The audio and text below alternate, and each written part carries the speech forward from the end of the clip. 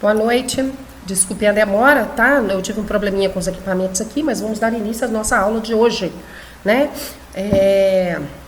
Dia 30 de março de 2020. Muito bem.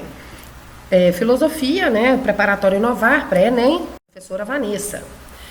Professora Vanessa, vamos lá, Platão e Aristóteles. Nós vamos falar sobre Platão, se der tempo falamos sobre Aristóteles, se não, fica para a próxima aula, ok? Muito bem, Platão, olha aí a figurinha dele, pensa num cara bacana. Nascido em 428 a.C., né? Aristóteles, nome de nascença, também conhecido como Platão, que significa ombros largos, ele viveu até 347 a.C. Ele era natural de Atenas, né? Nascido de família nobre, né? Ele gostava muito de política, mas antes de se envolver com a política, ele foi ser discípulo de Sócrates e se apaixonou pela filosofia.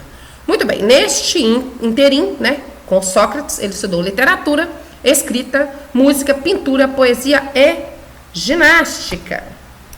E ele foi autor de várias obras, né, ao contrário de seu predecessor, do seu professor, né? A mais importante das obras, é a República, né, que possui 10 volumes, onde inclusive está inserida a famosa alegoria da caverna, tá? E ainda escreveu, né, Protágoras, escreveu Apologia, Fedro, Timon e Banquete. Como eu tinha dito, né, ele foi discípulo de Sócrates e buscava também transferir uma profunda fé na razão, né, no racionalismo e na verdade, ok? Na aula anterior eu falei sobre os sofistas, vou disponibilizar para vocês, né? Houve um erro de configuração, mas eu vou disponibilizar para vocês a aula anterior. E a 1 e a 2, né? Essa seria a terceira.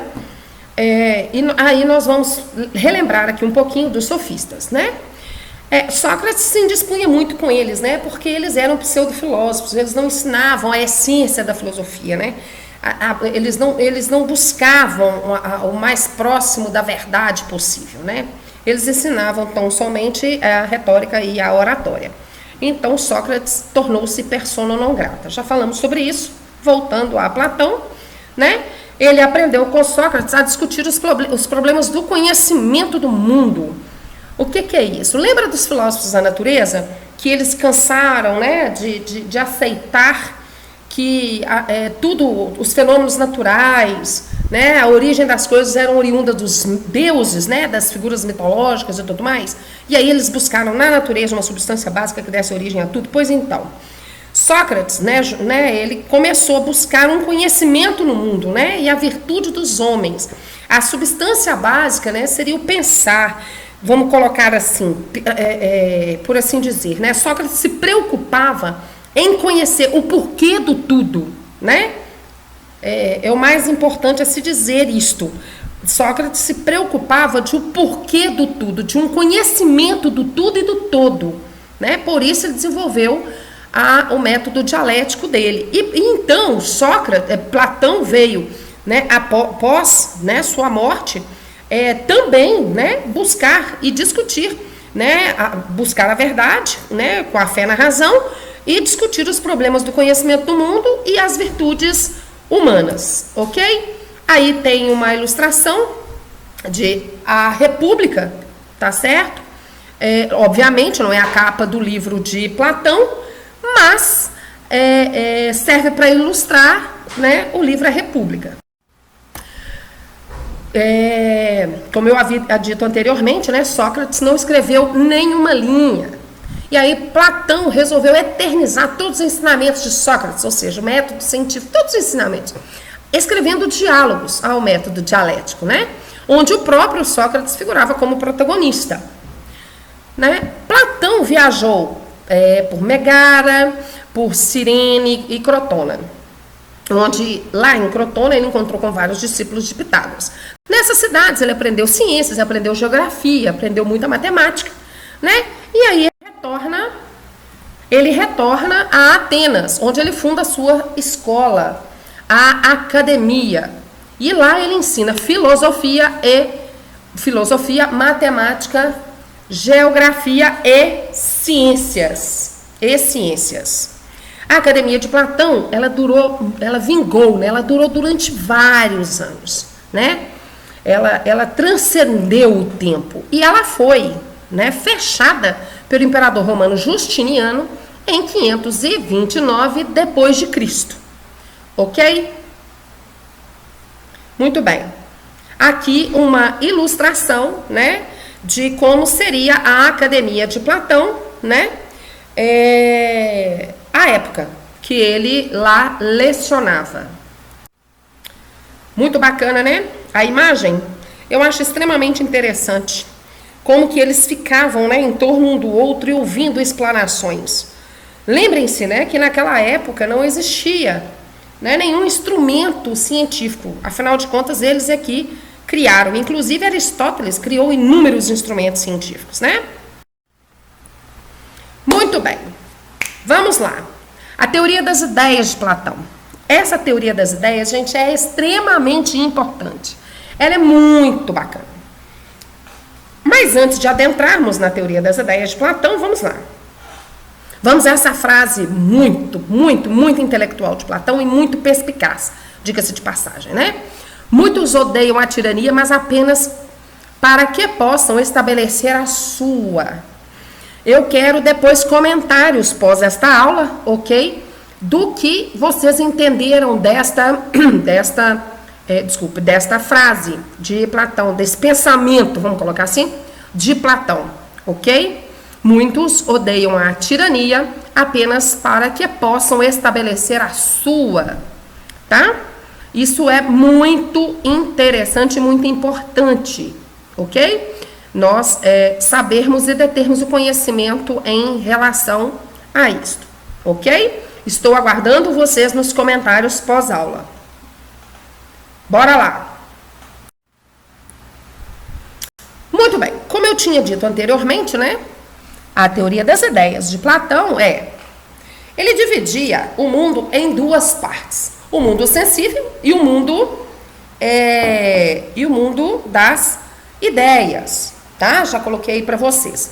O mundo sensível, que é o mundo material, ele dizia que nós o percebemos através dos nossos sentidos, né? Que são 5. E aí são, né? Olfato, paladar, visão, audição e tato. Muito bem. Por que ele dizia que o mundo dos sentidos, né, o mundo sensível, que é o mundo material, ele é um engodo, ele é um engano? Ele dizia isso única e exclusivamente porque os nossos sentidos podem nos enganar. Já falei várias vezes com vocês, né, sobre a historinha da empada, mas vou tornar a dizer aqui, tá bom? Então vamos lá. Digamos que vocês tenham ficado o dia inteiro na escola, né, estudando, e saiam da escola em torno de umas 3 horas da tarde e mortos de fome. Aí vocês passam na frente de uma lanchonete e lá tem uma estufa com empadinhas. E vocês já provaram daquela empadinha que tem lá em Pedro Leopoldo, né, na Comendador Antônio Alves, que ela tem de vários sabores, né? Que ela tem a massa fininha, né, o recheio bem molhadinho, e ela é extremamente gostosa e suculenta. Muito bem.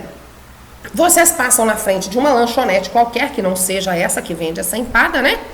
Vocês passam na frente dessa lanchonete e olhando para a estufa, vocês olham para a empada e lembram daquela que vocês já comeram. Viram para a moça, né, a atendente, e falam com ela assim, quanto é a empada? Ela fala, R$2,50. Me dá uma. E você morde aquela empada com aquele gosto da empada anterior que você tinha, né? Já teve a experiência, né? E aí você morde. E essa empada que você morde tem 3 quilômetros de massa, mais um tufo de frango desfiado, uma bola imensa, que nem com 2 litros d'água você consegue se desentalar, né? O que ocorreu com você? Você foi enganado? Foi. Por qual sentido? Primeiro, pela visão, né? E segundo, pelo paladar. Porque quando você bateu o olho na empada, o seu paladar te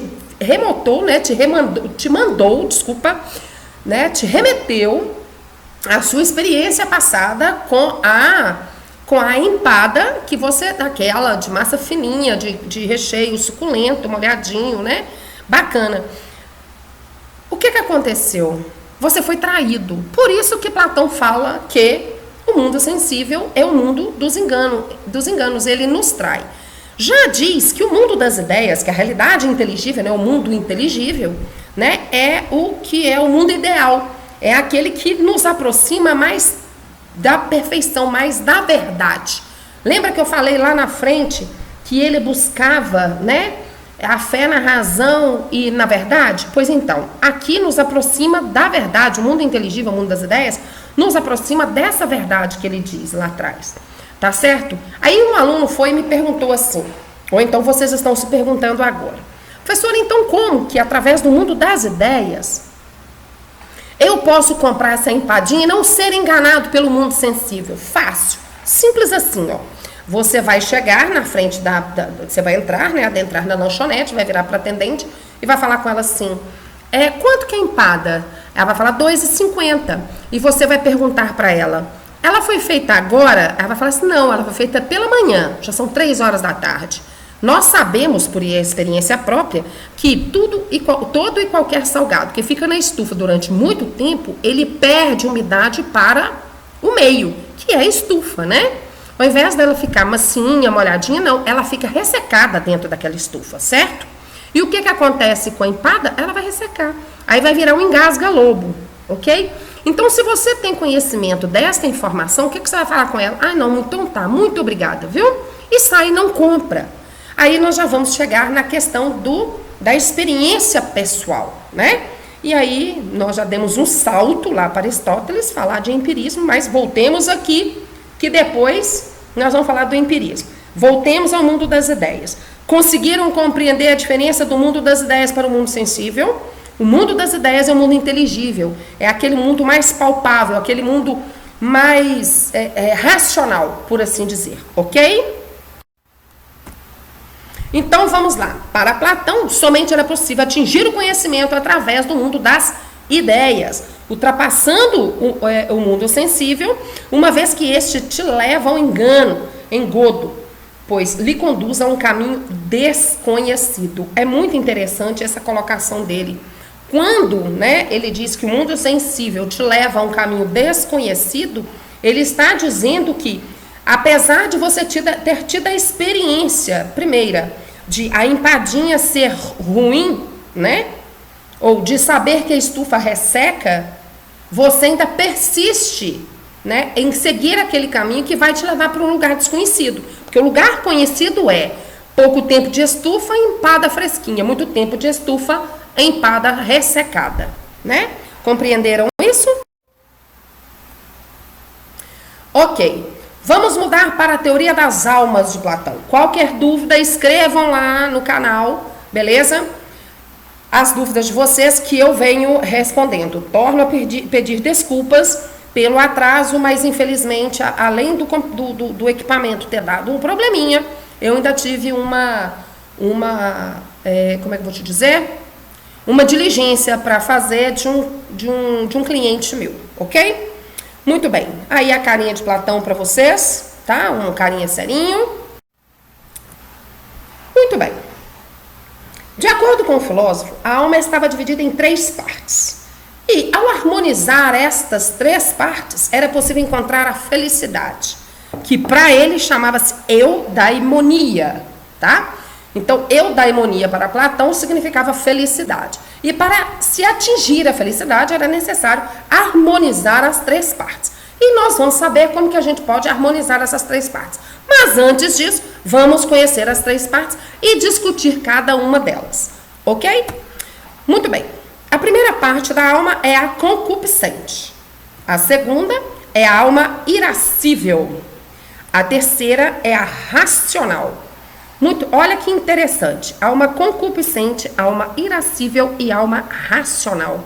Olha a racionalidade vindo aí de novo, olha a razão brotando aí novamente. Tá vendo que ela é a terceira? Será por que ela é a terceira? Vamos entender um pouquinho mais pra frente? A carinha de Platão novamente, olha, bem serinho, né? Pensa num carinha sério. Muito bem, alma concupiscente. Ela está localizada no ventre, né? Ela está relacionada aos nossos desejos carnais. Ou então podemos até acrescentar, vamos aumentar esse conceito de desejos carnais, porque quando a gente fala desejos carnais, É simplesmente de gula e sexo, né? Mas vamos aumentar isso aí um pouquinho? Além dos desejos carnais, vamos colocar as nossas necessidades fisiológicas? Muito bem. Então vejam bem, a alma concupiscente, ela controla, né, os desejos carnais e, acabei de acrescentar, né, as nossas necessidades fisiológicas. Dormir, comer, xixi, cocô, banho, certo? Além do sexo, né, desejos carnais. Comer, desejos carnais, né? Ok? Estamos entendidos até aí? Então, a alma concupiscente, olha onde que ela está localizada. No ventre, né? No baixo ventre, né? É a área, geralmente, destinada, tá certo? Realmente aos desejos carnais e às necessidades fisiológicas, tirando o sono, no caso que fica fica no cérebro, né? A necessidade de descanso, mas não deixa de ser fisiológica. Muito bem. Entenderam? É a nossa necessidade mais primária. Podemos colocar assim como a nossa id, ou id, né? Os nossos instintos, ok? É a alma concupiscente. A alma irascível, ela está localizada no peito, né? Um pouco para cima. Se ela está localizada no peito, ela é referente às nossas paixões, tá? É bem claro isso.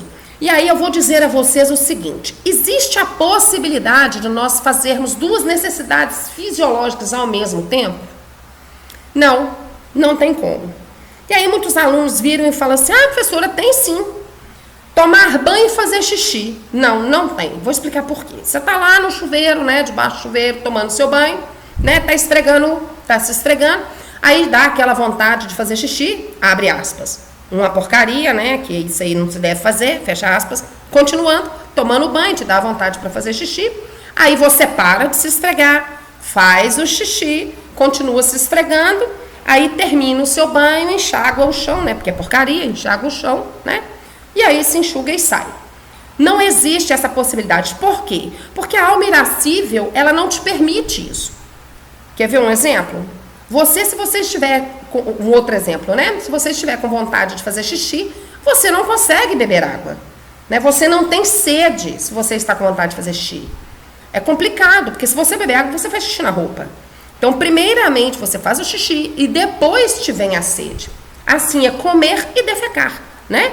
A alma irascível, que são as paixões, ela diz para você assim, já entendi, você quer fazer xixi, beleza, tranquilo, já sei que você quer fazer xixi, então você vai fazer xixi, é o xixi que você quer fazer, então ela bate nessa tecla, ok? A próxima alma, que é a racional, né, a própria razão, que está localizada na cabeça, né, ela está relacionada ao conhecimento. Vamos dizer assim, que conhecimento é esse? De acordo com as necessidades fisiológicas, né, ou desejos carnais, estou dizendo do xixi, então vamos lá. A concupiscente fala assim, xixi, xixi, xixi, xixi, xixi.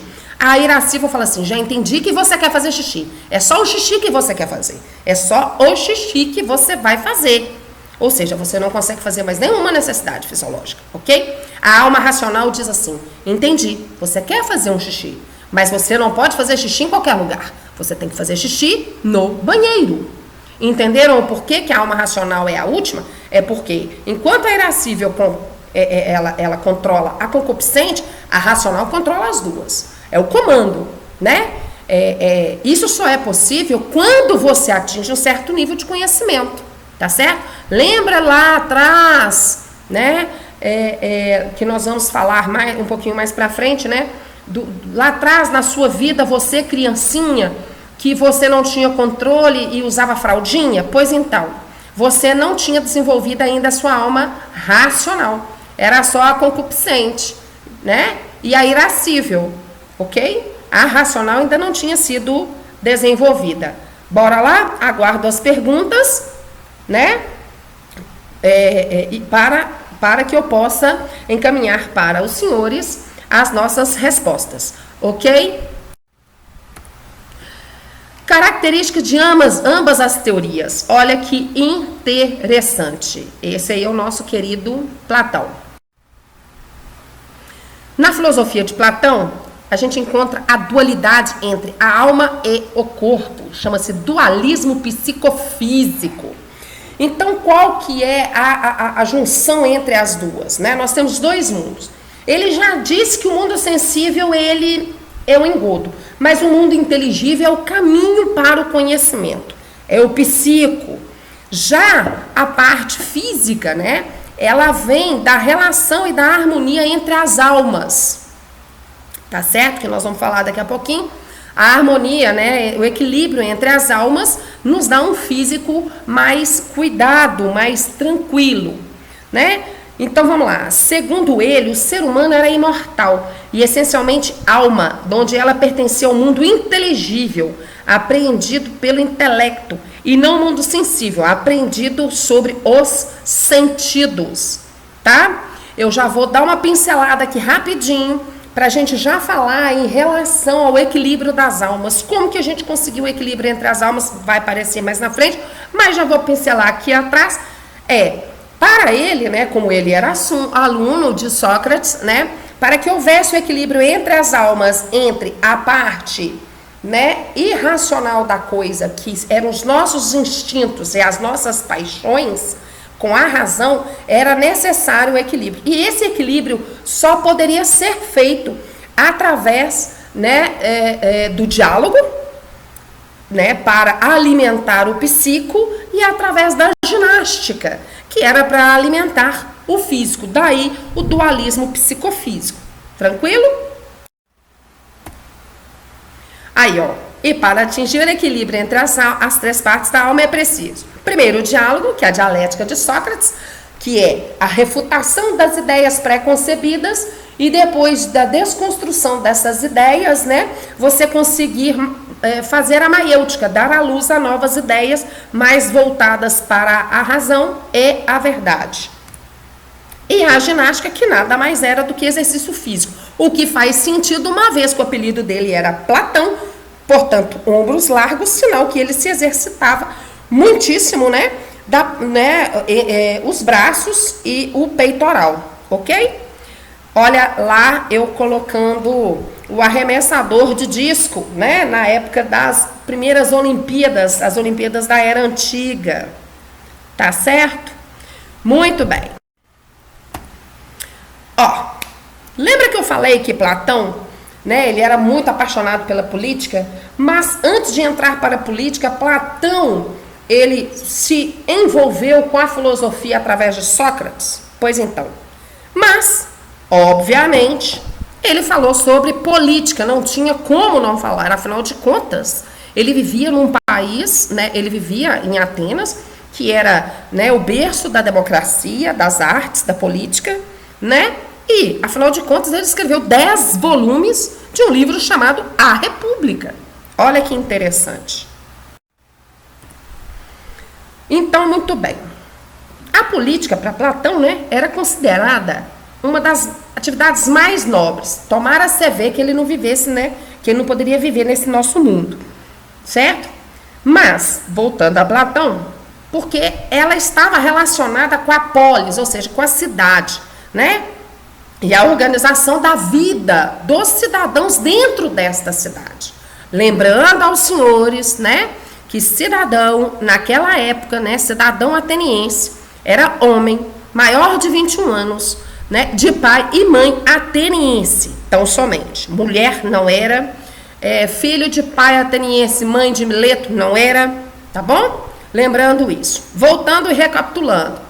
Para Platão, a política era uma das atividades mais nobres. Por quê? Porque estava relacionada com a cidade, né, e a organização da vida dos cidadãos, né? E possivelmente, e obviamente, com a sua sustentabilidade. Ah lá, ó, em sua obra A República, ele reflete sobre a construção, né, do bem para todos os cidadãos, a função social de cada um, tal como as atividades básicas realizadas na polis.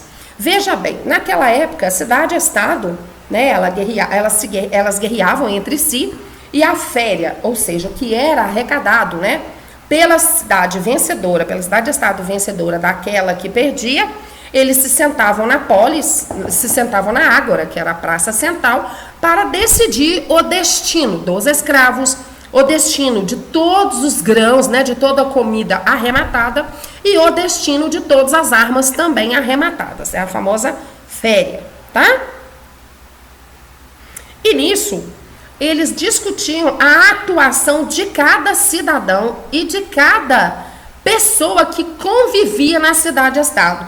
Os eupátridas, né, os escravos, as mulheres, sejam elas atenienses ou não, né, cada um tinha o seu papel, né, a sua atividade, né, para fazer com que a máquina polis pudesse andar e sobreviver, ok? Assim como ocorre na nossa cidade, né? Você tem as pessoas, né, as nossas formiguinhas, né, tão amadas, que deixam a nossa cidade limpinha. Nós temos os lixeiros que catam a aglomeração dos nossos lixos domésticos devidamente, né, acondicionados, né? Nós temos os fiscais, né, de rua, que são os policiais de rua. Nós temos a polícia militar, que já é estadual. Nós temos a polícia civil, que já é estadual. Nós temos postos de saúde para cuidar da nossa saúde. Nós temos as escolas municipais, as escolas estaduais, cada um no seu nível. Então, tal qual como as atividades básicas realizadas na polis, ok? Muito bem. Olha para vocês verem. Ele caracterizou as atividades essenciais da polis, né? Eu falei algumas aqui, em 3 instâncias, né? E aí, de acordo com a capacidade, a aptidão de cada um. Quando eu falo aptidão de cada um, eu lembro de Nietzsche, mas isso ele está anos-luz depois de Platão. Mas, quando falo aptidão de cada um, eu me lembro dele. Voltando a Platão, né? 3 instâncias, levando a aptidão de cada um. Então, ele organizou a polis da seguinte forma. Primeiro, a administração da polis de acordo com a aptidão de cada um. Quem ensinava aqueles que tinham aptidão para administrar a polis, né? O que Sócrates criticava, os sofistas. Mas, na verdade, tá certo? Na verdade, os filósofos, né, eles eram grandes professores de grandes estadistas, tá? E nós vamos ver um pouquinho mais para frente isso. A defesa da cidade também, né? Aqueles que tinham aptidão para a defesa, né, para guerrear, que tinham tônus muscular, que tinham estratégia, intelecto para isso, e a produção de materiais e alimentos, tá certo? Isso eu não preciso nem explicar o que é, né? Espero que vocês já tenham entendido. A produção de materiais e alimentos, né? É simplesmente a manutenção, a mantença, né? A cumilança mesmo, né? Muito bem. Próxima aula, Aristóteles. Eu vou deixar para que nós possamos falar sobre Aristóteles na próxima gravação, porque essa já está com os seus 28 minutos e 4 segundos, e eu queria deixar aqui para vocês alguns outros comentários. Vejam bem, falar de Platão e falar de exercício físico é importante? Por quê? Primeiro ele chamava Aristóteles e Platão porque ele tinha ombros largos e possivelmente porque ele fazia muitos exercícios físicos de forma a ficar, né, realmente com os ombros largos. A ginástica é importante para que se libere, né, uma enzima chamada endorfina, e com isso faça com que o cérebro tenha um plus a mais e chegue a sua maior potencialidade, né? Interessante eu falar de potencialidade, porque Aristóteles também diz e versa sobre isso. Então eu vou deixar um grande abraço para vocês, meus queridos. Me desculpem a demora, tá? Me perdoem pelo atraso, mas eu não podia faltar com vocês. Então na próxima aula eu já vou deixar disponível para vocês, tá? Já vou fazer a gravação da aula, vou deixar disponível para vocês a aula sobre Aristóteles, tá bom? Um grande abraço, estudem, estou aguardando as dúvidas e não esqueçam de comentar o pensamento de Platão. Espera aí, pausinha para a água. O pensamento de Platão que diz, né? Muitos odeiam a tirania porque querem implantar a sua própria. Estou aguardando os comentários. Espero vocês com grande carinho para a nossa próxima aula. Tranquilinho? Um abraço.